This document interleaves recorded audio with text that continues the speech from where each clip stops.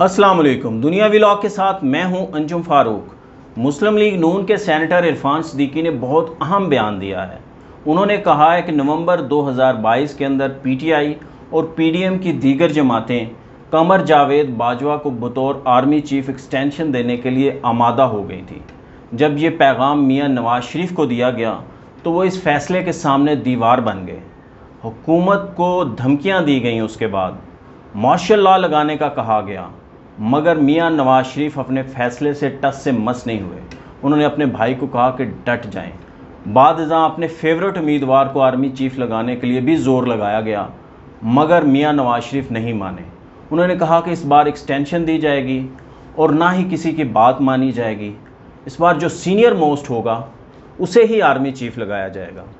अब सवाल ये पैदा होता है कि इरफान सिद्दीकी साहब का बयान की क्या हैसियत है, और क्या मियां नवाज शरीफ उस वक्त इतने इन्फ्लुएंशियल थे या नहीं थे कि वो हुकूमत के ऊपर दबाव डाल सकें और अपनी पोजीशन को असर्ट कर सकें। वो तो लाइफ टाइम बैन है, पॉलिटिक्स के लिए बैन है। वो ना वज़ीर आज़म बन सकते हैं, ना पार्टी की सदारत कर सकते हैं। तो वो फिर कैसे फ़ैसले कर रहे थे अपनी जमात के, और मुल्क के कैसे फ़ैसले कर रहे थे, इतने बड़े बड़े ओहदों के कैसे फ़ैसले कर रहे थे। सिर्फ यही नहीं, अगर आप इस कहानी को या इस बयान को दुबई के साथ जोड़ें, जो इस वक्त दुबई में हो रहा है, जो वहाँ पे मुलाकातें हो रही हैं, जरदारी साहब वहाँ गए हुए हैं, बिलावल साहब वहाँ हैं, मरियम साहिबा वहाँ हैं, और वहाँ पे और दीगर बहुत सारे लोग गए हुए हैं, और शायद प्राइम मिनिस्टर भी जाएं। मगर ये है कि वहाँ पे बहुत अहम फैसले हो रहे हैं, बैठकें लग रही हैं, जरदारी साहब की भी मुलाकात हुई है। तो वहाँ पे क्या खिचड़ी पक रही है, वहाँ पे क्या फ़ैसले हो रहे हैं। मैंने मालूमात इकट्ठी की हैं, तकरीबन 6 से 7 चीज़ें ऐसी हैं या जो फ़ैसले हैं जो उन्होंने करने हैं, उसी के लिए मुशावरत जारी है और मुख्तलिफ़ लोगों से मिला जा रहा है। सबसे अहम तो ये है कि वहाँ पे कि ये जो असम्बलियों की मुद्दत है, ये ख़त्म हो रही है 13 अगस्त को। इसकी मुद्दत पूरी करेगी और उसके बाद 2 माह में इलेक्शन करवा दिए जाएँ, या 2-3 दिन पहले असम्बलियाँ तोड़ दी जाएँ और फिर 90 डेज़ मिल जाएँ और नवंबर के एंड के ऊपर इलेक्शन करवाए जाएँ। ये फ़ैसला हो रहा है इस वक्त दुबई के अंदर। उसके बाद निगरान सेटअप के ऊपर बात हो रही है। निगरान सेटअप के लिए लॉबिंग हो रही है, जो मुशावरत हो रही है। जरदारी साहब से भी मुशावरत की गई है, दीगर लोगों से भी मुशावरत की गई है, और नजम सेठी साहब हॉट फेवरेट हैं, उनका नाम लिया जा रहा है, और मोहसिन बेग साहब का नाम लिया जा रहा है, और भी दीगर लोग हैं जो कोशिशों में हैं कि उनको वज़ीर आज़म बनाया जाए निगरान सेटअप के अंदर। कुछ लोग वज़ीर आला बनना चाहते हैं सिंध का, कुछ बलूचिस्तान के वज़ीर आला बनना चाहते हैं, कुछ कैबिनेट के मेंबर बनना चाहते हैं, वज़ीर दाखिला बनना चाहते हैं, कोई वज़ीर इत्तलात बनना चाहता है, कोई वज़ीर दिफा बनना चाहता है, कोई वज़ीर ख़ज़ाना बनना चाहता है।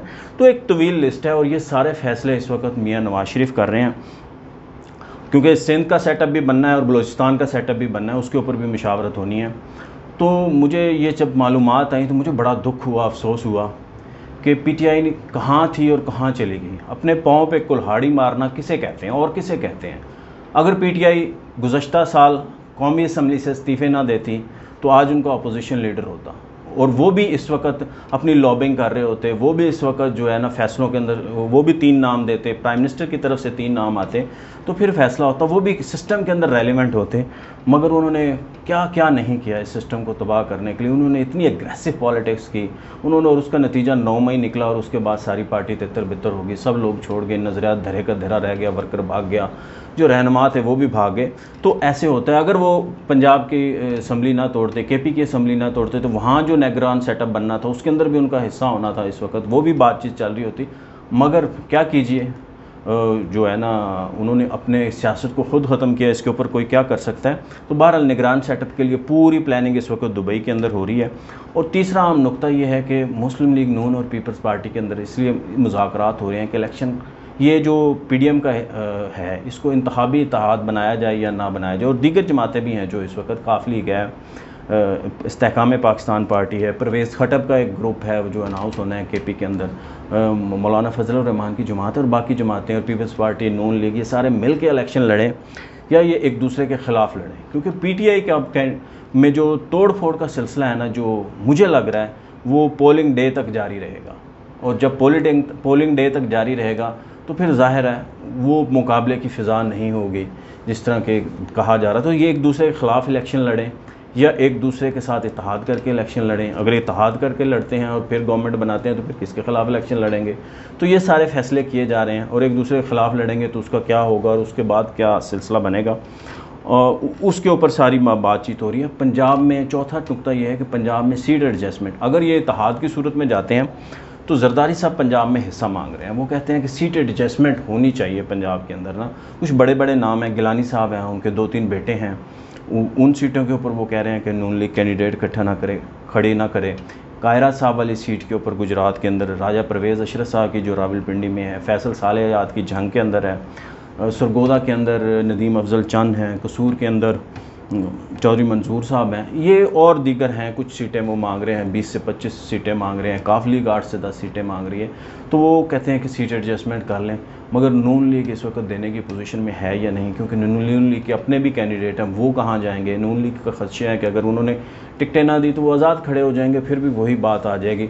तो इसलिए उसके ऊपर भी एक जो है ना मुशावरत का सिलसिला जारी है, और वो भी नवाज शरीफ फैसले कर रहे हैं। मईशत के ऊपर बहुत फ़ैसले हो रहे हैं वहाँ पर। मैं आपको फैक्ट्स बता रहा हूँ, ये कोई मेरी ज़ाती ख्वाहिश नहीं है कि मैं आपको कह रहा हूँ कि नवाज शरीफ ये फैसले करें, मैं बढ़ा चढ़ा के बना रहा हूँ। जो हो रहा है वही बयान किया जा रहा है। जो इस वक्त है वो इस वक्त पॉलिटिक्स के अंदर इन हो चुके हैं, और जो पीटीआई के चेयरमैन है वो आउट हो चुके हैं। ये 2016-17 में जो कहानी हुई थी उसको सारी रिवर्स हो चुकी है। उस वक्त नवाज शरीफ को चोर डाकू कहा जा रहा था, उस वक्त उनके ख़िलाफ़ फैसले आ रहे थे, वो प्राइम मिनिस्टरशिप से उनको हटाया गया, पार्टी की सदारत से हटाया गया। 2018 के इलेक्शन से पहले वो जेल चले गए, उनकी बेटी जेल चली गई, उनकी पार्टी के ऊपर बहुत दबाव था। अब वो सिलसिला सारा रिवर्स हुआ है, और वो इस वक्त इक़्तिदार के महासन पे बैठने के लिए तैयार हैं, और वो बड़े बड़े फ़ैसले कर रहे हैं। मईशत के ऊपर फ़ैसले हो रहे हैं, वहाँ इकॉनमिस्ट से मिला जा रहा है, वहाँ बैरूनी सरमायाकारों से मुलाकातें हो रही हैं, ताकि एक जो कौंसिल बनाई है प्राइम मिनिस्टर ने, जिसके अंदर आर्मी चीफ भी होंगे और दीगर वज़ीर आला भी होंगे, जो इकॉनमी का रिवाइवल होना है उसके हवाले से, वहाँ से सरमायाकारी कहाँ से आ सकती है। दोस्त ममालिक से बात हो रही है, तो मईशत के ऊपर बहुत आम मुलाकातें हो रही हैं, फ़ैसले हो रहे हैं। तो इसके बाद और उसके बाद सबसे अहम, अगला वज़ीर आज़म कौन होगा। अब पीपल्स पार्टी का मानना ये है कि उनको जो है ना अगला वज़ीर आज़म बनना चाहिए। इस बार शहबाज शरीफ थे, तो इस बार उनको होना चाहिए। नून लीग कहती है मियां नवाज शरीफ साहब का हक़ है।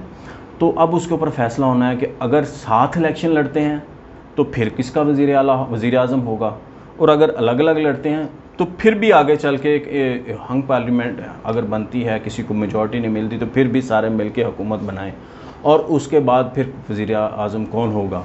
नून लीग की ख्वाहिश है कि जो है नवाज शरीफ साहब बने, जरदारी साहब की ख्वाहिश है बिलावल साहब बने।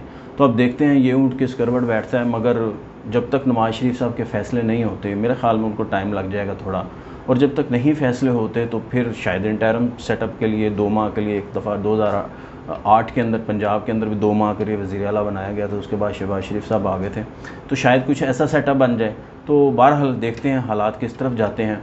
तो दुबई के अंदर फ़ैसले बड़े अहम हो रहे हैं, तो उससे ये लगता है कि जो इरफान सिद्दीकी साहब का बयान है वो ठीक है, और जो उस वक़्त की मालूमात थी और कुछ दीगर मालूमात उस वक़्त आई थी, उसमें भी कुछ इसी तरह की बातचीत की गई थी। मुझे दीजिए इजाज़त, अल्लाह हाफ़िज़।